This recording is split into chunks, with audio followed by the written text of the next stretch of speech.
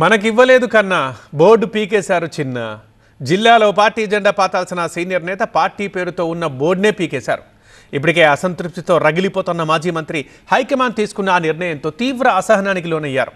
ఈ క్రమంలో పార్టీకి ఊహించని విధంగా షాక్ ఇచ్చారు. ఇప్పటికే వర్గపోరుతో సతమతమవుతున్న వనపర్తి జిల్లా కాంగ్రెస్ లో డీసీసీ అధ్యక్షుడి ఎంపిక మరోసారి చిచ్చుపెట్టింది. సీనియర్ నేత చిన్నారెడ్డి, ఎమ్మెల్యే మేఘారెడ్డి మధ్య సాగుతున్న ఆధిపత్య పోరుకు డీసీసీ చీఫ్ ఎంపిక మరింత ఆజ్యం పోసింది. ఇద్దరు నేతలు తమ అనుచరులకు డీసీసీ పదవి ఇప్పించుకునేందుకు తీవ్ర ప్రయత్నాలు చేశారు.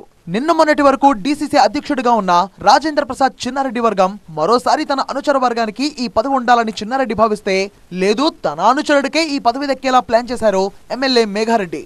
అయితే ఈ ఇద్దరు నేతల సిఫార్సులను పక్కన పెట్టిన హైకమాండ్ పార్టీకి విధేయుడిగా పేరున్న స్పోర్ట్స్ అథారిటీ చైర్మన్ శివసేనారెడ్డిని డీసీసీ అధ్యక్షుడిగా ఎంపిక చేసింది. దీంతో అటు చిన్నారెడ్డి ఇటు మేఘారెడ్డి రెండు వర్గాలు షాక్ కు గురయ్యాయి. తన వర్గానికి డీసీసీ పీఠం దక్కకపోవడంతో చిన్నారెడ్డి తీవ్ర అసంతృప్తి వ్యక్తం చేశారు. తాజా పరిణామంతో తన ఇంట్లో ఉన్న జిల్లా కాంగ్రెస్ పార్టీ కార్యాలయం బోర్డును ఆయన తీసివేశారు. ఇంతకాలం తన అనుచరుడైన రాజేంద్ర ప్రసాద్ డీసీసీ అధ్యక్షుడిగా ఉండడంతో చిన్నారెడ్డి నివాసంలో ఒక ఫ్లోర్ లో పార్టీ కార్యాలయాన్ని కొనసాగించారు.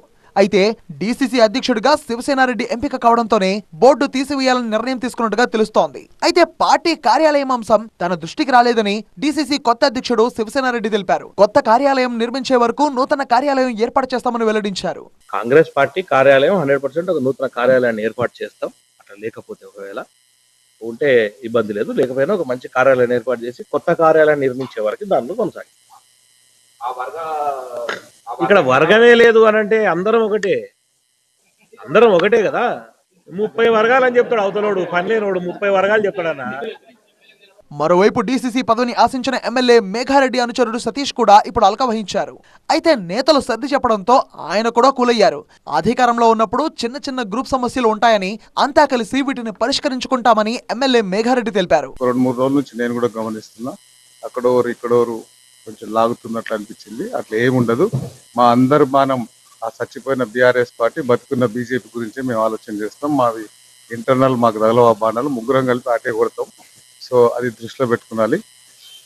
వాళ్ళని ఎవరిని దరిదాపులు రానియకుండా జనరల్గా అధికారంలో ఉన్నోడు, గెలుస్తున్న కాన్ఫిడెన్స్ ఉన్నోడు, విజయస్థానికి రెడీ అయినోడు, ఎట్లన్నా కొంచెం చిన్న చిన్న గ్రూప్స్ ఉంటాయి. గెలిచే టీములనే కదా ఉంటాయి. ఓడిపోయేటోడు తోడు చేస్తాడు.